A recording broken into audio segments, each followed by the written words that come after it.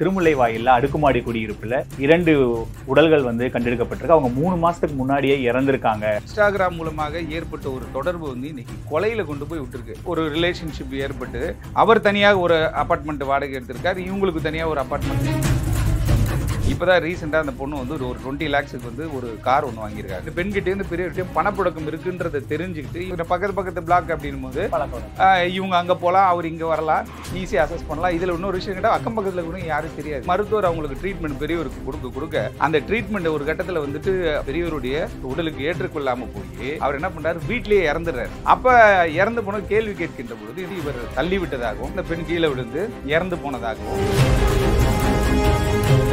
அந்த பெண்ணு இறந்தோன்னு இவர் பயந்துட்டு தலைமறைவு ஆகுறாரு. தலைமறைவு ஆயிட்ட பிறகு இவனா போய் ஏதோ ஒரு கம்ப்ளைண்ட் கொடுத்துருக்கான். யாரு இந்த டாக்டரா போய் ஏதோ ஒரு கம்ப்ளைண்ட் கொடுத்தோன்னு தான் போலீஸ் நேற்று என்ன பண்றாங்க, இது ஏதோ ஒரு விஷயம் இருக்கு, இதை போய் பார்ப்போம் அப்படின்னு சொல்லிட்டு அந்த வீடை கதவை உடைத்து உள்ள போறாங்க. உள்ள போய் பார்த்தா 3 மாதமாகி அழுகிய நிலையில அது வருமா இந்த பேய் படத்துல வர மாதிரி இருக்கு. ஒரு செக்யூரிட்டி, ஒரு அபார்ட்மெண்ட்னு ஒரு அசோசியேஷன் இருக்கும், ஒரு செக்ரட்டரி இருப்பாங்க. அது இவ்வளவு பெரிய அபார்ட்மெண்ட்னா யாருமே ஏன் அந்த அபார்ட்மெண்ட்டுக்குள்ள போகாம அந்த வீட்டுக்குள்ள போகாம இந்த அக்கம் பக்கத்தில் இருக்கக்கூடிய இந்த பரஸ்பர நட்புன்றது எப்பயோ ஒழிஞ்சு போச்சு. நீங்க இப்ப கூட இதை விசாரிக்கும் போது தான் தெரியுது, பிரபல பெண் சாமியார் ஒருடைய பிளாட்ல தான் இந்த பெண்ணும் அந்த தந்தையும் வாடகைக்கு இருந்திருக்காங்க. இப்போ இந்த மருத்துவர் இவரே போய் இந்த மாதிரி நான் பண்ணிட்டேன்னு அவரே இப்போ 3 மாசம் கழிச்சு இப்போ ஏன் ஒத்துருந்தாரு? 3 மாதத்துல அதனுடைய உடல் ரொம்ப டீகம்போஸ் ஆயிடும். இந்த விஷயத்துல ஏதாவது ஒரு மருந்து ஏதாவது பயன்படுத்தி அது டீகம்போஸ் நிறைய விஷயங்கள் இருக்கு. ரசாயனத்தை பயன்படுத்தி தகவல் பயன்படுத்தி இருக்கிறதுக்கான சாத்தியக்கூறுகளும் இருக்கு. ஸ்மெல் வந்திருக்கணும், ஆனா என்னன்னு தெரியல. அதான் சொல்றேனே, அதுக்கு ஏதாவது ரசாயனங்கள் பயன்படுத்தப்பட்டுச்சா அப்படின்றது பார்க்கணும். ஏன்னா ஏசின்றது என்னது, உங்களுக்கு வெளிக்காத்து எடுத்து உள்ள விட்டு உள்ள இருக்க காத்து வெளியில வருது. வணக்கம். இன்றைய நேர்காணல் நம்மோடு இணைந்திருப்பவர் வழக்கறிஞர் சார்லஸ் அவர்கள். சார் வணக்கம். சார், இந்த இன்னைக்கு சென்னையே அதிர்வு ஏற்படுத்துது. இந்த திருமுல்லைவாயில்ல அடுக்குமாடி குடியிருப்புல 2 உடல்கள் கண்டெடுக்கப்பட்டிருக்கு. அவங்க 3 மாசத்துக்கு முன்னாடியே இறந்திருக்காங்க அப்படின்னு காவல்துறை தரப்புல சொல்றாங்க. அதுக்கு ஒரு மருத்துவர் தான் காரணம்னு போலீஸ் துப்பும் தொடங்கியிருக்காங்க. என்ன இந்த வழக்கோட பின்னணி? அதாவது இந்த வழக்கில் அந்த மருத்துவர் என்று சொல்லப்படுற நபர் மருத்துவரா அப்படின்றது இனிமேல் தான் ஆராய்ச்சி பண்ண. அவர் காஞ்சிபுரம் மாவட்டம் ஓரிகை அப்படின்ற கூடிய ஒரு பகுதியை சார்ந்தவர்.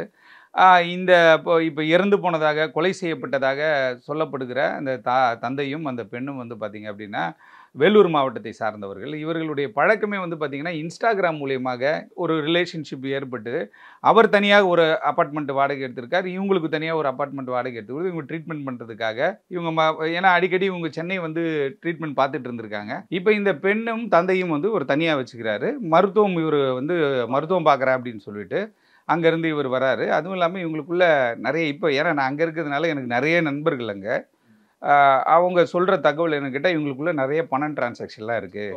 இப்போ தான் ரீசெண்டாக அந்த பொண்ணு ஒரு 20 lakhs ஒரு கார் ஒன்று வாங்கியிருக்காங்க. வோக்ஸ்வாகனில் ஒரு கார் வாங்கியிருக்கிறாங்க. அந்த காருக்கு ஃபினான்ஸ் ஏதோ பிரச்சனையாக இருக்குது போல். 2-3 மாதம், உங்களுக்கு தெரியும், 2-3 மாதம் கட்டாட்டி ஒரு டென்ஷன் கொடுப்பாங்கல்ல. அப்போ அதை என்னுடைய நண்பர் ஒருத்தர்கிட்ட அவங்க கேட்டிருக்காங்க, இங்கே இருக்கிறவங்க இருக்காங்களா அப்படின்னு சொல்லி கேட்டிருக்காங்க. அதையும் விசாரிச்சுட்டு இந்த ஃபினான்ஸ் கம்பெனி இந்த கார் எங்கே இருக்குன்ற மாதிரி ஒரு ஆராய்ச்சி அவன் போகிறான். அப்போ கார் அங்கே இல்லைன்ற மாதிரி தெரியுது. அதன் அடிப்படையில் இவங்க என்ன பண்ணுறாங்க, லேட்டஸ்ட்டாக ஒரு கார் வாங்கியிருக்காங்க. இந்த 3-4 மாதத்துக்கு முன்னாடி இந்த சம்பவம் நடப்பதற்கு முன்னாடி ஒரு கார் ஒன்று வாங்கியிருக்காங்க. அப்போ இந்த பொண்ணு ஏதோ ஒரு இடத்துல நல்ல இடத்துல வேலை பார்க்கக்கூடிய ஒரு பொண்ணாக இருந்திருக்கும். இல்லை இவங்களுடைய ஃபேமிலி பேக்ரவுண்டுன்றது கொஞ்சம் ஒரு ஸ்ட்ராங்காக இருக்கும். ஏன்னா இவங்க தனியாக இருக்காங்க. அதே நேரத்தில் இவர் ஃபினான்ஷியலாக இவங்களுடைய பேக்ரவுண்ட், ஏன்னா ரிட்டையர்ட் ஆனவர் அப்படின்னும் பொழுது ஒரு அரசு அந்த பதவி பணி நிறைவு அடையும் போது ஒரு பணம் கொடுப்பாங்க, பணம் முடிப்பு மாதிரி ஒரு அமௌண்ட் கொடுப்பாங்க. அது சென்ட்ரல் கவர்மெண்ட்டில் கொஞ்சம் அதிகமாக இருக்கும், ஸ்டேட் கவர்மெண்ட்டில் கொஞ்சம் கம்மியாக இருக்கும். அப்படி ஒரு அமௌண்ட் இருக்கிறதை தெரிந்து கொண்டு இவர் நேரடியாக பழகினாரா அப்படின்றது விசாரணை என்பது தான் தெரியும். இருந்தாலும் இவர் என்ன பண்ணுறாரு, நான் மருத்துவம் கொடுக்குறேன் அப்படின்ட்டு. ஏற்கனவே உங்களுக்கு தெரியும், கரெக்டான டாக்டரோட ப்ரெஸ்கிரிப்ஷன் இல்லாமல் எந்த ஒரு மருந்தை நம்ம எடுத்தாலும் அது சிக்கலில் கொண்டு போய் முடியும். அது மாதிரி இவர் அந்த பெரியவருக்கு மருத்துவம் பார்க்குறது, அதாவது செப்டம்பர், அதான் நான் சொல்கிறேன், ஆகஸ்ட் செப்டம்பர் வாக்கிலே என்னன்னு கேட்டால் மருத்துவம் பார்த்துக்கிட்டே இருக்கிற மாதிரி இவங்க. ஏன்னா பிப்ரவரியில் தான் வராங்க. இந்த டீம் வரதே பார்த்தா பிப்ரவரி 2024 தான் வராங்க. பிப்ரவரி முடிஞ்ச உடனே ஒரு சில மாதங்கள் பழக்க வழக்கம் இருந்தது. பக்கத்து பிளாக் அப்படின்னும் போது இவங்க அங்கே போகலாம், அவர் இங்கே வரலாம், ஈஸியாக அசஸ் பண்ணலாம். இதில் இன்னொரு விஷயம் கேட்டால் அக்கம் பக்கத்தில் கூட யாரும் தெரியாது. காலைல பார்த்தா ஒருத்தன் இருக்கான், ஏன்னா டெய்லியும் பார்க்குறேன்ல, காலைல பார்த்தா ஒருத்தர் இருக்கான், அடுத்த நாள் பார்த்தா இன்னொருத்தர் இருக்கான். அப்போ நமக்கு என்ன தோணுது அப்படின்னு கேட்டால், ஏன்னா இது ஊராக இருந்த பகுதி, திடீர்னு ஒரு இடத்துல வருவாங்க. உங்களுக்கு தெரியும், இங்கே அண்ணா நகர்லேயே இது மாதிரி தான் ஆச்சு. திடீர்னு ஒரு என்கவுண்டர் நடக்குது. என்னடான்னு பார்த்தா இது ஏதோ ஒரு பக்கத்து மாநிலத்தில் ஒரு மிகப்பெரிய ரவுடி அவர் அப்படின்ட்டு ஃப்ளாட்டில் இருக்கிற இடத்துல வீடு உள்ள சுடுறாங்க போலீஸு. அப்படி ஒரு சம்பவம் இங்கே சென்னையில் நடக்குது. அப்படி இருக்கும் பொழுது இது கொஞ்சம் ரிசர்வ்டாக இருக்கிற ஒரு பகுதி அப்படின்னும் போது பலர் வந்து போவதற்கான வாய்ப்புகள் சாத்தியக்கூறுகள்லாம் நிறைய இருக்குது. அவங்களுக்கு தேவை என்ன, நான் இந்த ஃப்ளாட்டில் இருக்கேன் அவ்வளோதான். அதே நேரத்தில் என்ன கேட்டால் அது அக்ரிமெண்ட் போட்டிருக்கோமா, என்ன ரெண்டலாக இருக்குமா இல்லை ஓனராக இருக்குமா அப்படின்றத அவங்க செக் பண்ணிக்க போகிறாங்க. பட் ஆனால் தொடர்ச்சியாக இவங்க என்ன தொழில் பண்ணுறாங்க, என்ன விஷயங்கள் பண்ணுறாங்கன்னு இவங்க ஆராய்ச்சி பண்ணுறதில்ல. அப்படி இந்த மருத்துவர் அவங்களுக்கு ட்ரீட்மெண்ட் பெரியவருக்கு கொடுக்க கொடுக்க அந்த ட்ரீட்மெண்ட் ஒரு கட்டத்தில் வந்துட்டு அந்த அவருடைய மருத்துவம் வந்து அவர் அந்த பெரியவருடைய உடலுக்கு ஏற்றுக்கொள்ளாமல் போய் அவர் என்ன பண்ணுறாரு, வீட்டிலேயே இறந்துடுறாரு. வீட்டில் இறந்துட்ட பிறகு நீ மானியத்தேனே பொன்மானே சொல்லி இதெல்லாம் ஒரு மேட்ராங்க, அடுத்த வாரத்தில் அவர் நடப்பாருங்க அப்படின்ற மாதிரிலாம் பேசியிருப்பார் இவர் ஆரம்பத்தில். அப்போ இந்த பெண்ணை பயன்படுத்தி கொள்வதற்காக இவர் பல ப்ராமிஸை பண்ணியிருக்கலாம். அந்த ப்ராமிஸ் வந்து என்னன்னு கேட்டிங்கன்னா அது கரைந்து போகின்ற பொழுது அந்த அவர் சொன்ன உறுதிகள் எல்லாம் கரைந்து போய் அவருடைய உடம்பு நல்லா இருந்த உடம்பும் மோசமாயிட்டு போகிற ஒரு சூழ்நிலை வரும்போது எந்த ஒரு பெண்ணாக இருந்தாலும் ஒரு கேள்வி கேட்பாங்க. அது மாதிரி ஒரு விஷயங்கள் பேசும்போது செப்டம்பர் மாதத்தில் இவருடைய பெரியவர் என்ன பண்ணுறாருன்னா அந்த வீட்டுக்குள்ளேயே வந்து அவர் இறந்து போகிறார். ட்ரீட்மெண்ட்டு பக்கத்துலேயே இவர் இருக்கிறதுனால இவர் எந்த மருத்துவமனைக்கு போனார், இவங்க எங்கே வேலைக்கு போனாங்க, ஏன்னா அங்கே சிசிடிவிலாம் ஃப்ரண்ட்லேயே சிசிடிவிலாம் இருக்குது.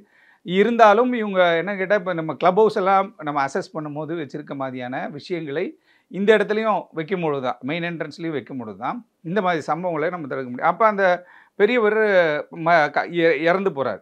இறந்து போனோடனே ஊரில் இந்த பெண் வேலூரில் சொல்லியிருக்கலாம், நான் மிகப்பெரிய ஒரு மருத்துவரை பார்க்க போகிறேன், அங்கேருந்தே ட்ரீட்மெண்ட் பண்ணிட்டு அப்பாவை நல்லா கொண்டு வந்துடுவேன் அப்படின்னு கூட சொல்லியிருக்கலாம். அவங்க ஃபேமிலிலாம் வந்திருக்கதா கேள்விப்பட்டோம். அப்படி இருக்கும் பொழுது இந்த பெண் வந்து ஒரு ட்ரஸ்ட்டை உடைச்சி இது மாதிரி ஆயிடுச்சு, அங்கே பார்த்துருந்தாலே நல்லா இருந்திருக்குமே.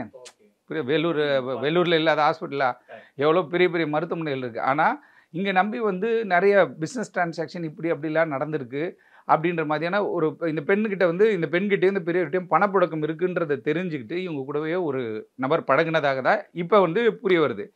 தந்தை இறந்து விட்டார்னோடனே இதை நம்ம எப்படி கொண்டு போகிறது, ஏன்னா இங்கே இறக்குறாங்க அப்படின்னா நீங்கள் ஆவடி ஜூரிசிக்ஷனாக இருக்கட்டும், அம்பத்தூர் அங்கே இருந்தால் அங்கே வந்து டெத்தை வந்து போலீஸுக்கு சொல்லணும், ஏன்னா வீட்டிலே நடந்த ஒரு டெத்து.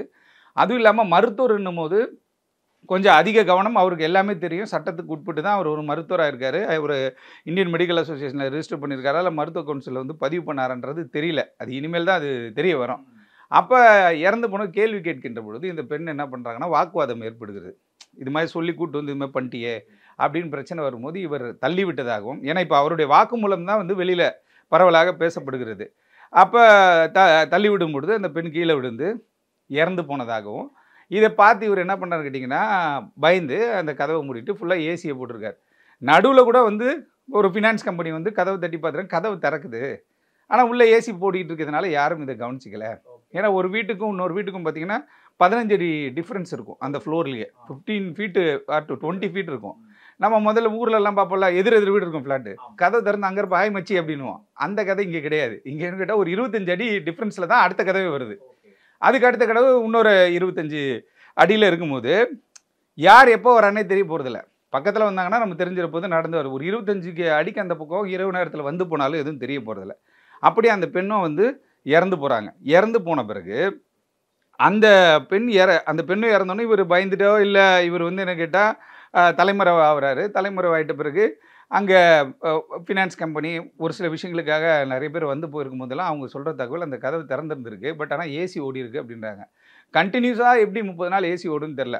ஒரு சில நேரங்களில் அங்கே வந்துட்டு எலக்ட்ரிசிட்டி டவுன் ஆகும், அந்த நேரத்தில் உங்களுக்கு ஆட்டோமேட்டிக்காக கட் ஆகிறதுக்கு வாய்ப்பு இருக்குது. பட் ஆனால் இந்த பெண் இறந்தும் இந்த தந்தை இறந்தும் இவங்களை உள்ளே வச்சு இது பண்ணிவிட்டு பெட்லேயே படுத்த மாதிரி அந்த பெரியவர் பெட்லேயே படுத்திருக்க மாதிரி அந்த பெரியவர் இருக்கார். அது இப்போ காவல்துறை வந்து இந்த மாதிரி சம்பவங்கள் இப்படிலாம் நடக்குது அப்படின்ற மாதிரி அவங்களா நேராக போகல, இவனாக போய் ஏதோ ஒரு கம்ப்ளைண்ட்டை கொடுத்துருக்கான். யார் இந்த டாக்டராக போய் ஏதோ ஒரு கம்ப்ளைண்ட்டு கொடுத்தோன்னே தான் போலீஸ் நேற்று என்ன பண்ணுறாங்க, இது ஏதோ ஒரு ஃபிஷியாக இருக்குது, இதை போய் பார்ப்போம் அப்படின்னு சொல்லிட்டு அந்த வீடை வந்து கதவை உடைத்து உள்ளே போகிறாங்க. உள்ளே போய் பார்த்தா 3 மாதமாகி அழுகிய நிலையில், ஏன்னா 3 மாதம் டீகம்போஸ் ஆகிடும், அது ஒரு மாதிரி இந்த பேய் படத்தில் வர மாதிரி இருக்குது. அந்த மாதிரியான புகைப்படம்லாம் வந்து வெளியில் வந்துருச்சு, அது நிறைய பேர் வச்சுருக்காங்க. ஆனால் இப்போ தான் தெரியும் இல்லையா, சட்டத்துக்கு உட்பட்டு ஒரு சில விஷயங்கள் பண்ணணுன்னு இருக்குது. அது பாட்டுக்கு இஷ்டத்துக்கு 10 பேர் வந்துருச்சுட்டு 4 மீடியா ஆளுக்கு அனுப்பிச்சோன்னா இப்போ ஒரு பிரச்சனை போயிட்டுருக்கு, உங்களுக்கு தெரியும். அதனால் என்னென்னா இவரை என்ன பண்ணுறாங்க போலீஸ் வந்து அதாவது தானாகவே வந்து அவரே என்ன பண்ணுறாரு ஒரு விஷயத்தை சொல்லி அவரே மாட்டுறாரு. அதுக்கப்புறம் நேற்று காவல்துறை அவர் டீட்டெயிலாக கூப்பிடும்போது இவர் இந்த வெர்ஷனை சொல்லியிருக்கார். என்னது, நான் ட்ரீட்மெண்ட் கொடுத்தேன், ட்ரீட்மெண்ட் ஃபெயிலியர் ஆகிட்டதுனால அவர் இறந்து போயிட்டார், இறந்து போனதால் எனக்கு அந்த பொண்ணுக்கும் வந்து கருத்து வேறுபாடு ஏற்பட்டுச்சு. கருத்து வேறுபாடில் அடிதடி சண்டையாகி நான் வந்து தள்ளி விட்டதில் அந்த பெண் இறந்துட்டாங்க. நாங்கள் இருந்தாலும் போஸ்ட்மார்ட்டம்லாம் பண்ணிட்ட பிறகு தான் அது தெரியும். ஏன்னா இப்போ டீகம்போஸ் அவங்களுக்கு தெரியும். இறந்து நீங்கள் 1 வருஷம் உள்ளே இருந்தால் கூட கோர்ட் ஆர்டர் வாங்கிட்டு போய் நம்ம வந்து போஸ்ட்மார்ட்டம் பண்ண முடியும். ஆமாம், அட்டாப்சி பண்ணலாம். அப்படி இருக்கும்பொழுது அந்த ப்ராசஸ் போயிட்டுருக்கு. இப்போ குறிப்பாகவே இந்த மாதிரி அப்பார்ட்மெண்ட் இது வந்து ஒரு பெரிய அதிர்ச்சியை கொடுத்துருக்கு. இப்போ நீங்கள் தமிழ்நாடு ஃபுல்லாக இருக்கட்டும், அங்கே லோக்கலில் எல்லாம் வெளியாட்கள் வேறு நிறைய. நீங்கள் அங்கே பார்த்தீங்கன்னா 70% வெளியிலேருந்து வந்தவங்க தான் அந்த விஜய் அப்பார்ட்மெண்ட். ஆமாம், அதில் யாரையும் தெரியவே போகிறதில்ல. பழைய ஆளுங்களுக்கு தெரியும். ஏன்னா நான் பிறந்ததே அங்கேன்னும் போது எங்களை எல்லாருக்கும் தெரிவதற்கு வாய்ப்பு இருக்குது. அதே நேரத்தில் நாங்கள் ஒரு சில விஷயங்களை நம்ம பார்க்கும்பொழுது இப்போ இந்த பாதுகாப்பு அம்சங்களை பொறுத்த வரையில் பார்த்தா தமிழ்நாடு முழுவதுமே, ஏன்னா ஒரு சம்பவம் நடந்த பிறகு தான் நம்ம அதை டீட்டெயில்டாக உள்ளே போய் பார்ப்போம். அதுவும் இல்லாமல் இந்த குறிப்பிட்ட இந்த பெண் தங்கியிருந்த அப்பார்ட்மெண்ட் இருக்கு இல்லையா, இந்த அப்பார்ட்மெண்ட் வந்துட்டு பரபரப்பாக இப்போ பேர் சொல்ல விரும்பல, பரபரப்பாக பேசப்படக்கூடிய ஒரு பெண் சாமியாருக்கு சொந்தமானது.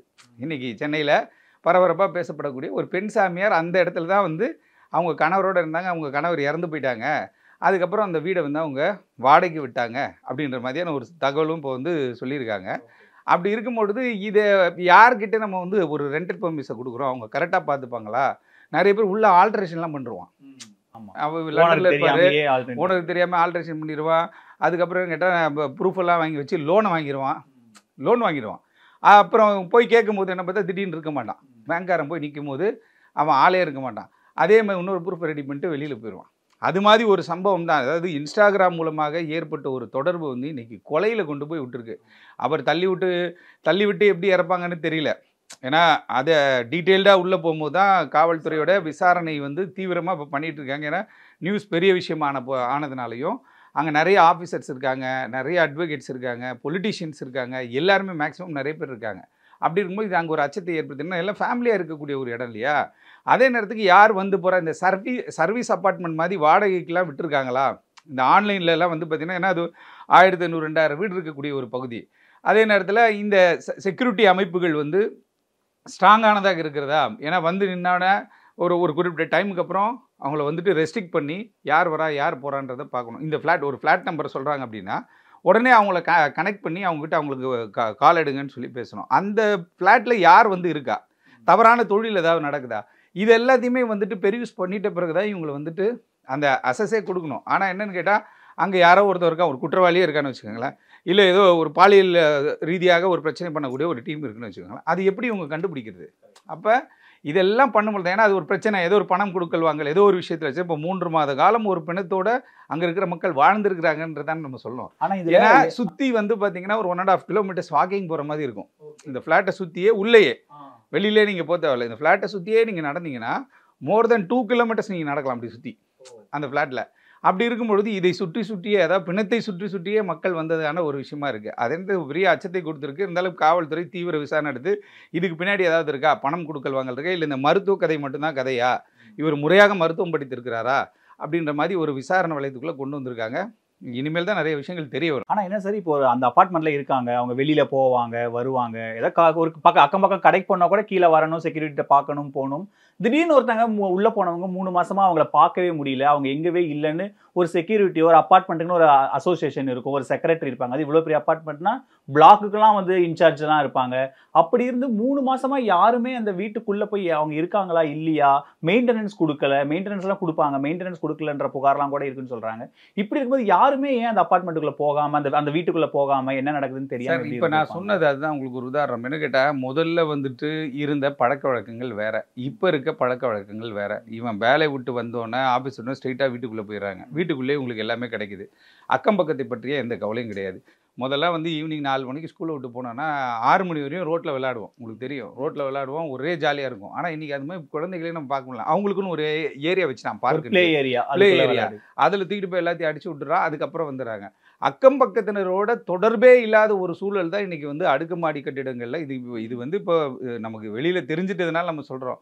சென்னை முழுவதும் நீங்கள் எல்லா ஃப்ளாட்டுமே பெரிய பெரிய கேட்டட் கம்யூனிட்டிலாம் போனீங்கன்னா அதை வந்து நம்ம அந்த பரஸ்பரம் பழக்க வழக்கமே இல்லாத ஒரு சூழல் தான் ஏற்படுது. அதே மாதிரிக்கு செக்யூரிட்டிலாம் வந்துட்டு யாருக்குமே யாரும் தெரியாது. இப்போ நான் வந்து பிறந்ததுலேருந்து அங்கே இருக்கேன். இப்போ செக்யூரிட்டி ஏதோ ஒரு ஊர்லேருந்து வந்திருப்பான், என்னையே ஒரு மாதிரி பார்ப்பான். நம்ம போகிறோம் வரேன்னா இவன் யாரா அவன் புதுசாக வரேன்னு அவன் நினைப்பான். நமக்கு என்ன தெரியும், நம்ம இங்கேயே சுற்றின ஆள், இங்கேயே கிரிக்கெட் விளையாண்ட ஆள், இங்கேயே அது ஒரு கிரவுண்டு, அங்கே விளையாண்ட பசங்க நாங்கள். அப்படி இருக்கும் பொழுது முன்பின் தெரியாத ஆட்களை வந்து நீங்கள் அங்கே போடும் பொழுது, அங்கே வேலை செய்கிற ஆட்களாக இருக்கட்டும், அவர்களுக்கு வந்து ஒரு பழக்கம். இப்போ வந்து எல்லா ஃப்ளோரையும் க்ளீன் பண்ணுறதுக்கு ஒரு டீம் இருக்குது. அவங்க வந்துட்டு என்ன கேட்டிங்கன்னா தினசரி டெய்லியும் வந்துட்டு பண்ணுறாங்க, பெண்கள் நிறைய பேர். அப்போ அவங்கெல்லாம் கூட பார்த்துருக்க வாய்ப்பு இருக்குது. என்னடா இது இப்படியே பூட்டி இருக்கேன்ற மாதிரியான ஒரு விஷயம். அப்போ இவங்க ஐடலாக யாருக்கிட்டையுமே தொடர்பு இல்லாமலே இருந்திருக்காங்க. இவங்களுடைய தொடர்பு இங்கே வந்து அந்த மருத்துவர்கிட்ட மட்டும்தான் இருக்குது. அந்த மருத்துவர் சொன்ன விஷயங்களை இவங்க வந்து என்ன பண்ண நம்பியிருக்காங்க. அந்த நம்பிக்கையின் அடிப்படையில் வந்து இந்த இன்ஸ்டாகிராம், இந்த ஃபேஸ்புக்கு, ட்விட்டர், இந்த அதில் ஒரு மெசஞ்சர்னு ஒன்று வச்சுருக்கான் சார். எவனாக இருந்தாலும் அனுப்புவான். இப்போ எனக்கு கூட நிறைய வீடியோகள் நம்ம போடுறோம், நிறைய பேர் என்ன பண்ண அதெல்லாம் நான் இது பண்ண ஆஃப் பண்ணி வச்சுருக்கேன். அவன் சொல்லுவான், mister Satish want to send you மெசேஜ்னுவான். அவன் எந்த சதீஷ்னே நமக்கு தெரியாது. இருக்கிற கான்டாக்ட்ஸே நம்மளால் மெயின்டைன் பண்ண முடியல, அவனுக்கிட்ட பேச முடியல. ஒரு ஒரு ஒரு பொங்கலாக இருக்கட்டும், ஒரு பிறந்தநாளாக இருக்கட்டும், இப்போ என்ன ஆகிப்போச்சுன்னா ஈஸியாக எல்லாம் மெசேஜில் அனுப்பி விட்றான். ஆனால் முதல் நம்ம நேராக போய் பார்ப்போம், எங்கேயோ ஒரு இடத்துல ஒரு கெட் டுகெதர் மாதிரி போவோம், அதெல்லாம் நம்ம மறைஞ்சிட்டே போகும். அதெல்லாம் ஒரு பேசிக்கான ஒரு விஷயம் தான். இன்றைக்கி இந்த அப்பார்ட்மெண்ட் சிஸ்டம் வந்த பிறகு, அதுவும் குறிப்பாக இந்த சம்பவம் நடந்த பிறகு பார்த்தீங்கன்னா, இந்த அக்கம் பக்கத்தில் இருக்கக்கூடிய இந்த பரஸ்பர நட்புன்றது வந்து எப்பயோ ஒழிஞ்சு போச்சு. நீங்கள் சொன்ன மாதிரி இந்த அசோசியேஷன் சார்பாக இருக்கிறவர்கள் ஒவ்வொரு ஃப்ளோருக்கும் வந்து ஒவ்வொரு, அதாவது ஒரு இன்சார்ஜஸ் மாதிரி போட்டு யார் யார் இருக்கா, அந்த ஃபேமிலியில் யார் யார் இருக்கா, என்ன தொழில் பண்ணுறாங்க, என்ன விஷயன்றதை பார்க்கணும். அதே நேரத்தில் ஆன்லைனில் நீங்கள் இந்த விளம்பரங்கள்லாம் கொடுக்கக்கூடாது. எது சர்வீஸ் அப்பார்ட்மெண்ட் மாதிரி. இப்போ நியூ இயர் அப்போ கூட நான் ஒன்று அனுபவிச்சு, நைட்டு 12 மணி 1 மணிக்கு நாங்கள் வரோம், வெளியில் போயிட்டு வரும்போது சந்தேகத்துக்கு இடமான ஆட்கள் உள்ளே சுற்றுற மாதிரி நான் பார்க்குறேன். அதே இடத்துல பார்க்கும்பொழுது அப்போ நான் என்ன பண்ணுறேன்னா, ஏதோ இந்த சர்வீஸ் அப்பார்ட்மெண்ட் மாதிரி இருக்கும் பொழுது ரெகுலராக இருக்கிறவங்க நமக்கு தெரியும், கண்டினியூஷனாக அங்கே வந்து அவங்க புழக்கப்படுகிற ஆட்கள்லாம் நமக்கு தெரியும். புதுசாக வராங்க, ஆனால் அடுத்த 2வது நாள் ஆளை காணோம். திருப்பி பார்த்தா புது செட்டாக ஒரு டீம் இருக்குது. அப்படி ஒரு சந்தேகம் ஏற்படுகின்ற பொழுது, சரி அதை நம்ம ஊர்ஜிதப்படுத்தாமல், அவர் எங்கே லண்டனில் இருப்பார், ஒரு இன்வெஸ்ட்மெண்ட்டுக்கு ஒரு ப்ராப்பர்ட்டி வச்சுருப்பார். அந்த ப்ராப்பர்ட்டியை என்ன பண்ணுவோம், ஆன்லைனில் வந்து என்ன பண்ணுவான்னு கேட்டிங்கன்னா, பெர் டே வந்து 6,000 ருபீஸு 5,000 ருபீஸ்ன்னு சொல்லிட்டு உங்களுக்கு தெரியும். அந்த மாதிரியான ஒரு விஷயத்திற்காக பயன்படுத்துகிறான்ற ஒரு சந்தேகம் இருக்கிறது. ஏற்கனவே நான் வந்து அங்கே லோக்கல் காவல்துறை ஆய்வாளர்கிட்ட பேசலாம்னு நினச்சிட்டே இருந்தோம். இது சம்மந்தமாக அவர்கிட்ட உட்காந்து பேசுவோம். ஏன்னா போலீஸ் பேட்ரோலிங்ன்றது செக்யூரிட்டி போவாங்க சார். செக்யூரிட்டிக்கு யார் தெரியும்? செக்யூரிட்டி போயெல்லாம் வந்து ஒயிட் கலர் கிரைமு, காரில் வந்து ஒரு சம்பவத்தை பண்ணிட்டு போயிடறான். இவங்க காரில் போனால் சல்யூட் அடிச்சு அனுப்பிச்சிடுவாங்க. புரியுதுங்களா? அப்போ எல்லாருமே நீங்கள் செக் பண்ணி அனுப்பும்போது தான் எல்லா வாகனத்தையும் நிறுத்தணும், எந்த இதில் இருக்காங்கன்றது தெரியணும். ஒவ்வொரு ஃப்ளாட்டையுமே நம்ம தெரிஞ்சு வச்சுருக்கணும். ஏல யார் இருக்கா, பியில் யார் இருக்கா, சியில் யார் இருக்கான்ற விஷயங்கள் தெரிஞ்சிருக்கிற முறை தான் இவங்களுடைய ரெக்கார்டு கையில் இருக்க முறை தான். இப்போ மெயின்டெனன்ஸ் கட்டலைன்னா அவன் எங்கேயோ ஒரு இடத்துல மதுரையிலேருந்து கூட ஃபோன் பண்ணி சொல்லுவான், நான் மெயின்டெனன்ஸ் அனுப்பிட போகிறேன்ட்டு.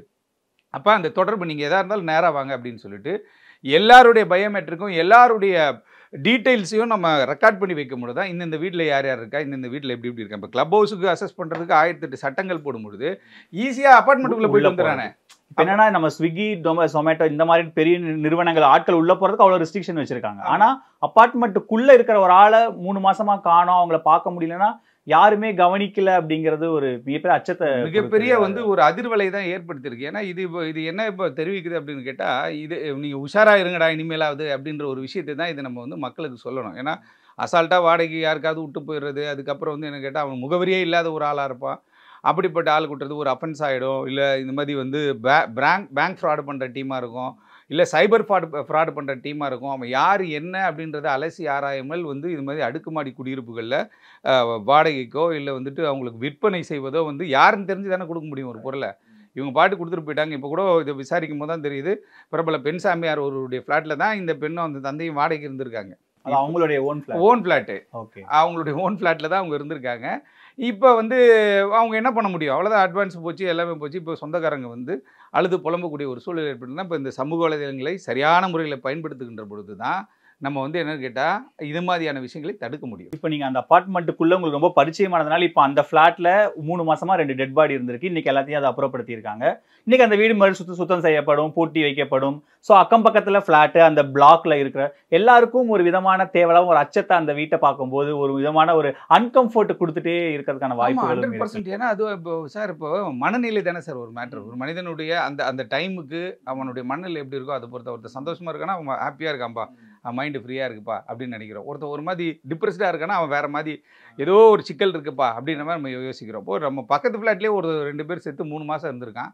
நம்ம அங்கேயே வாக்கிங்லாம் போயிருக்கணும் போது அது ஒரு பீதியை தானே ஏற்படுத்தும். எவ்வளோ வயசானவர்கள் அங்கே இருக்காங்க, நிறைய பேர் அதான் சொல்கிறேன், வெளியில் இருக்கவங்க பேரண்ட்ஸ் மட்டும் தங்கியிருக்காங்க, அப்போ புதிதாக திருமணமானவங்க இருக்காங்க, குழந்தைங்க எல்லாமே இருக்க. ஏற்கனவே ஒரு விஷயம் உங்களுக்கு தெரியும் நினைக்கிறேன், ஒரு 3-4 மாதங்கள ஒரு 6 மாதத்துக்கு முன்னாடி மாடியிலேருந்து ஒரு குழந்தை விழுந்துருச்சு தெரியுமா? மாடியிலேருந்து ஒரு குழந்தை விழுந்து அதுக்கப்புறம் அதை காப்பாற்றி ரெஸ்கியூ பண்ண, அதுவும் அங்கே நடந்தது தான். அதுவும் அந்த இடத்துல நடந்தது தான். சிறிது காலத்திற்கு பிறகு அந்த பெண் வந்து விரக்தியில் நிறைய பேர் சோஷியல் மீடியாவில் நிறைய, இப்போ சோஷியல் மீடியாவை பொறுத்த வரைக்கும் அதான் சொல்கிறேன், அது 1008 சிக்கல்களுக்கு உள்ளாக்குறது. சப்ஜெக்ட் என்னவோ நியூஸ் செய்தி வருது, இப்போ நிறைய சேனல், இப்போ ஒன் இண்டியாலாம் வந்து பார்த்திங்கன்னா நிறைய செய்திகள் போட்டுக்கிட்டே இருப்பாங்க, அந்த அந்த ஸ்லைடு போட்டுக்கிட்டே இருப்பாங்க, நம்ம நியூஸே பார்க்க தேவையில்ல, அதிலே செய்திகள் வந்துடுது. அந்த மாதிரி செய்திகள் பார்த்தா பரவாயில்ல. இந்த குழந்தை விழுந்த சம்பவத்தில் அந்த பெண்ணை ரொம்ப ஹராஸ் பண்ணி என்ன பண்ணால் அவங்க ஊரில் போய் சூசைட் பண்ணிட்டு இறந்துட்டாங்க. அது கேள்விப்பட்டிருப்பீங்க நீங்கள். அந்த மாதிரி சம்பவம் நடந்தது. ஆக அங்கே இருக்கிறவங்கள வந்துட்டு ஆர்கனைஸ் பண்ணி ஒரு மாதத்துக்கு ஒரு வாட்டி எல்லா வீட்டில் இருக்கிறவங்களும் வரணும், ஒரு மீட்டிங் எவ்வளோ ஏகப்பட்ட கிரவுண்ட் இருக்குது, ஒரு மீட்டிங் அரேஞ்ச் பண்ணி இவங்க எந்த ஃப்ளாட் இவங்க எந்த ஃப்ளாட் உட்காந்து ஒரு கெட் டுகெதர் மாதிரி பேசி அதை பற்றி தெரிந்தால நான் யாருன்னு உங்களுக்கு தெரியும், நீங்கள் யாருன்னு எனக்கு தெரியணும் இல்லையா? இந்த தெரியாமல் இருக்கிறது எவனோ ஒருத்தன் வீடு வாங்கிட்டான், எவனோ ஒருத்தன் வந்து வாடகை கொடுக்குறான் அப்படின்ற மாதிரி விடும்பொழுது இது மாதிரி சம்பவங்கள் நடந்தாலும் அதை நம்ம தடுக்கவே முடியாது. இப்போ இந்த மருத்துவர் இவரே போய் இந்த மாதிரி நான் பண்ணிட்டேன்னு அவரே இப்போ 3 மாதம் கழிச்சு இப்போ ஏன் ஒத்துருக்காரு? இல்லை, அதுதான் அதான் மன ரீதியாக அவர் வந்து துன்புறுத்தப்பட்டிருப்பார். ஏதோ ஒரு விஷயம் அவருக்கு வந்து அதை வந்து என்ன கேட்டிங்கன்னா ஒரு பிரச்சனையை ஏற்படுத்தியிருக்கோம். ஏன்னா அவர் டெய்லியும் போய் பார்த்துட்டு வந்திருப்பாரோ? இல்லை, அதுக்கான நீங்க சொல்ற மாதிரி ஏசி ஆஃப் ஆயிரும், திரும்ப ஏசி ஆன் பண்ணணும்னா திரும்ப ரிமோட்ல ஆன் பண்ணணும், ஏசி ட்ரிப் ஆன் ஆயிடும், பட் ரிமோட்ல அந்த மிஷின் ஆன் பண்ணணும். சிச்சுவேஷன்ல மிஷின் ஓடிட்டே இருந்திருக்கும் போது இவர் அங்கே போய் கண்காணிச்சுட்டே இருந்தாரு. இல்லை, அதுவும் இல்லாமல் 3 மாதத்தில் வந்து அதனுடைய உடல் வந்து ரொம்ப டீகம்போஸ் ஆகிடும்.